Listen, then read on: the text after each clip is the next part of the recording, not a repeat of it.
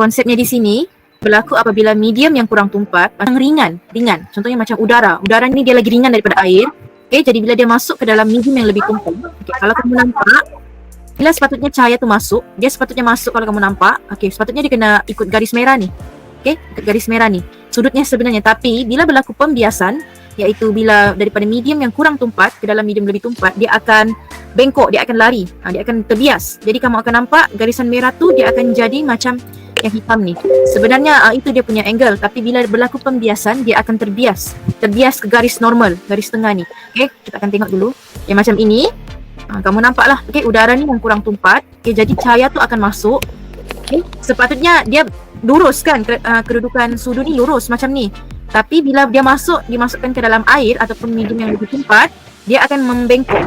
Jadi dia akan membengkok, jadi berlakulah pembiasan cahaya. Di sini inilah dia punya situasi pembiasan cahaya. Okay, jadi kita akan tengok antara fenomena lain untuk pembiasan cahaya. Okay, macam yang inilah tadi, bila kita masukkan sudu dalam air, dia akan kelihatan bengkok. Bukanlah bengkok sebenarnya, tapi cuma pantulan ataupun cahaya yang kita nampak tu dia dibiaskan. Okay, itu fenomena pembiasan cahaya. Okay, seterusnya, ini mesti kamu biasa nampak ataupun pernah rasa kan? Pernah tak pergi dekat dalam air, lepas tu kamu nampak ikan tu dekat kamu. Jadi itu antara fenomena pembiasan cahaya. Jadi itulah ikan tu kamu nampak dekat, tapi sebenarnya ikan tu di bawah, dia lagi dalam. Itu contohlah. Okay, seterusnya, image dia menjadi besar. Ini bila kamu gunakan kanta pembesar, jadi image akan menjadi besar sebab dia menggunakan konsep pembiasan cahaya di sini. Perbezaan medium lah. Okay. Terus yang inilah macam yang tadi kita bagi tahu, kita cakap. Okay, bila ni udara dengan air. Jadi bila kamu nampak, dia akan jadi macam ni lah. Okay, sebab sepatutnya ikan tu di sini. Tapi bila berlaku pembiasan cahaya, orang akan nampak ikan tu di sini. Tapi sebenarnya kedudukannya bukan di situ pun, tapi di tempat lain. Sebab itulah kalau orang yang memancing ni, dia orang memang dia orang ada ilmu lah, dia orang ada ilmu memancing. Dia orang tahu kalau nampak ikan tu di situ, sebenarnya bukan di situ pun. Jadi dia orang akan gunakan konsep ni lah, dia orang akan teka di mana sebenarnya kedudukan ikan tu. Yang dia orang nampak tu dekat, tapi mungkin sebenarnya ikan tu lagi jauh. Kamu boleh menggunakan konsep pembiasan cahaya ni lah. Kamu tahu di mana sebenarnya kedudukan ikan tu. Okay, jadi ini antara salah satu dia punya aplikasi lah ataupun penggunaan.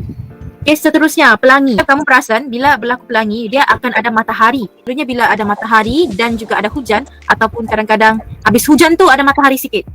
Tentunya macam tu dia akan berlakulah pembentukan pelangi. Okay, jadi pembentukan pelangi ni sebenarnya dia menggunakan konsep pembiasan cahaya. Macam mana dia punya rainbow tu, pelangi tu terbentuk. Okay, kalau pelangi ni sebenarnya terbentuk, dia menggunakan dua konsep sekaligus. Konsep pembiasan dan juga pantulan. Okay, kalau kamu nampak di sini, ini lagi jelas. Okay, itu nampak cahaya tu. Cahaya akan masuk. Okay, bila cahaya masuk daripada udara tu ke dalam medium air. Okay, ini titisan air, titisan air hujan ya. Okay, bila dia masuk ke dalam tu, dia akan terbias. Kamu boleh nampak dia punya sudut tu, dia akan terbias. Okay, terbias di sini. Dan bila dia sudah terbias, dia akan dipantulkan. Dia akan dipantulkan keluar. Okay, jadi dia menggunakan konsep pembiasan dan juga pantulan serentak untuk pembentukan pelangi ni. Ini kamu nampak yang bentuk segitiga ni ada contoh titisan hujan. Ini apa yang berlaku dalam titisan hujan tu sebenarnya. Okay, jadi cahaya akan masuk, dia akan terbias dulu. Okay, kalau kamu nampak dia punya kedudukan berubah.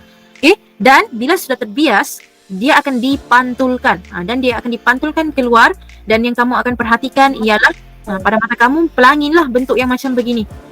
Itu sebenarnya adalah menggunakan aplikasi kedua-dua pembiasan dan juga pantulan untuk pelangi ni.